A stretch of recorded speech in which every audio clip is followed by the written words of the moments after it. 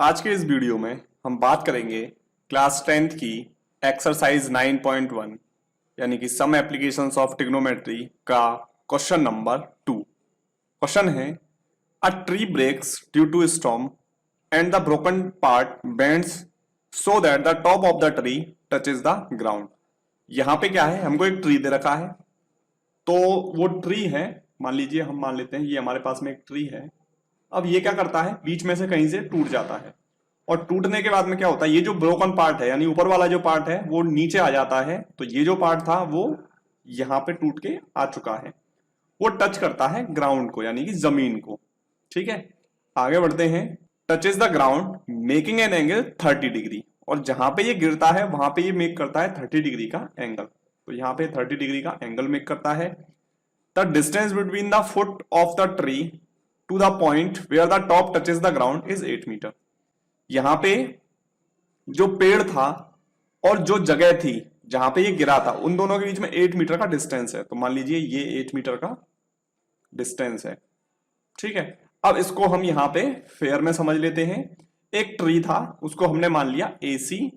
Tree क्या होता है, बीच में से किसी बी पॉइंट से ब्रेक होता है, टूटता है, तो ये गिर जाता है और ये बन जाता है A-B, यानी A-B बन चुका है ये। यानी मैं कह सकता हूं कि जो AB था वो बराबर होगा A-B के। ठीक है, अब हमको फाइंड आउट करना है, find the height of the tree. हमको ट्री की हाइट को फाइंड आउट करना है। तो मैं ये कह सकता हूं कि जो ट्री होगा वो उसकी हाइट AC होगी, क्योंकि ये पूरा यही तो ट्री है। तो ट्री की हाइट क्या है, AC है। तो देख लेते हैं हमको किस तरीके से फाइंड आउट करेंगे। तो सबसे पहले मान लेते हैं let AC be the original tree and A-B be the broken part. यहां पे जो AC है उसको मान लिया हमने, जो ओरिजिनल ट्री था वो AC था, और A-B कौन सा है, ये पार्ट जो टूटा था, यानी जो AB था वही तो टूट के गिरा, तो हमने उसको मान लिया A-B। आगे देखते हैं, which makes an angle 30 degree with the ground. यहां पे जो एंगल है वो 30 डिग्री क्रिएट करता है विद द ग्राउंड पे इन द ट्राइंगल A-BC। अब हमको ट्राइंगल A-BC में देखना है, तो A-BC कौन सा ट्राइंगल है, ये ट्राइंगल A-BC, यानी इस ट्राइंगल में हमको देखना है। तो इसमें हम यूज करेंगे स्टूडेंट्स 10। तो 10 यूज करेंगे तो 10 30, तो 10 30 है। तो आपको पता है 10 क्या होता है, अगर आपको नहीं देखा है वो वीडियो जिसमें हमने इसको डिस्कस किया तो मैं बता देता हूं। इसको आप याद करते हैं, हमने याद कराया था आपको, पापा बीड़ी पियोगे, हाँ हाँ बेटा। इस तरीके से ट्रिक है तो उसको याद कर सकते हैं। तो सबसे पहले आता है हमारा साइन, फिर आता है हमारा कॉस, फिर आता है हमारा 10। तो 10 क्या होता है, परपेंडिकुलर अपॉन बेस। तो यहां पे परपेंडिकुलर क्या था, यहां पे परपेंडिकुलर अगर इस ट्राइंगल में देखूं मैं, तो परपेंडिकुलर हमारे लिए BC है, तो हमने BC लिख दिया। बेस हमारे लिए क्या है, A-C है, तो हमने A-C को लिख दिया। आगे देखते हैं, तो स्टूडेंट्स 10 30 की जो वैल्यू होती है वो होती है 1/√3। तो हमने 10 30 की वैल्यू यूज कर ली।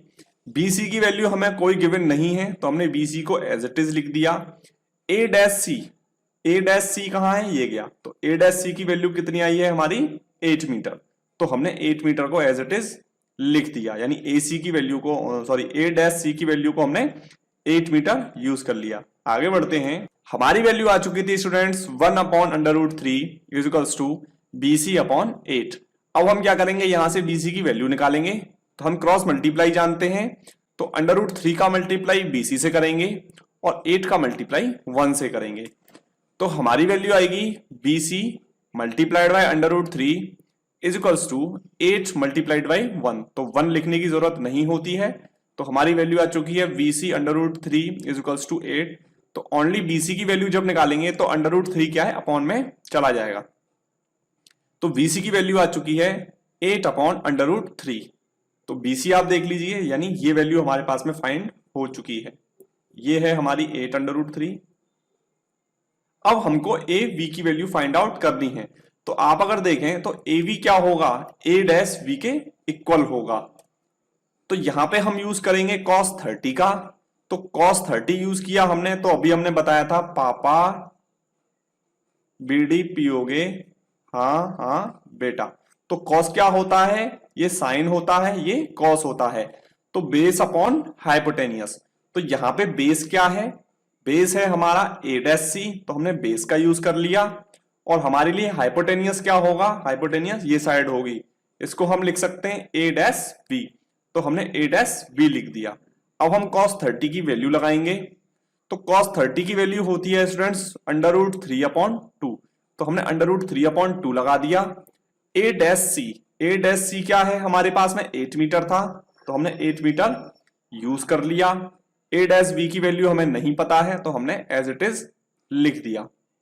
अब यहां से हम a डैश बी की वैल्यू फाइंड आउट करेंगे, तो a डैश बी का मल्टीप्लाई जब हमने √3 से किया तो हमारी वैल्यू क्या आएगी, a डैश बी मल्टीप्लाई में 3 अंडर रूट का इक्वल्स टू 8 2 जा 16।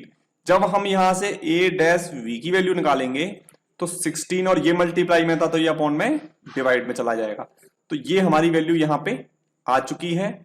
अब स्टूडेंट्स क्या करेंगे, हम bc को और जो a डैश b वैल्यू आई है उसको हम ऐड कर देंगे, तो हमारी ओरिजिनल जो ट्री था उसकी हाइट आ जाएगी।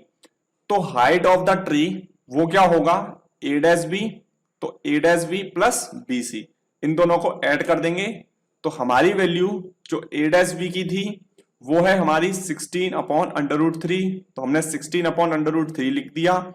और BC की जो वैल्यू थी हमारी 8/√3, तो हमने 8/√3 लिख दिया। अब इनको ऐड कर देंगे, तो ऐड करके कैसे आएगा, देखो नीचे अगर बेस सेम है, बेस जब सेम होता है तो ऊपर की डिजिट्स को हम डायरेक्टली जोड़ सकते हैं। तो 16 में 8 प्लस किया तो हमारा 24 आ गया। अब स्टूडेंट्स यहां से हम आगे समझेंगे, अभी हम इसको और भी सिंप्लीफाई कर सकते हैं। अगर हम इसमें √3 का मल्टीप्लाई ऊपर भी कर दें और √3 का मल्टीप्लाई नीचे भी कर दें, जैसा हमने यहां किया है, तब क्या होगा, तो ये आपका बच जाएगा। मैं बता देता हूं, 24/√3 का मल्टीप्लाई √3 से करते हैं तो 3 आता है, और ये जो √3 है वो एज इट इज रहने वाला है, तो मल्टीप्लाई में √3 लिख दिया। 3 का हम इसको काट सकते हैं 3 से, तो ये कट जाएगा आपका 8 टाइम, तो आपका आ जाएगा 8/3। तो हमारा आंसर आ चुका है 8/3 मीटर।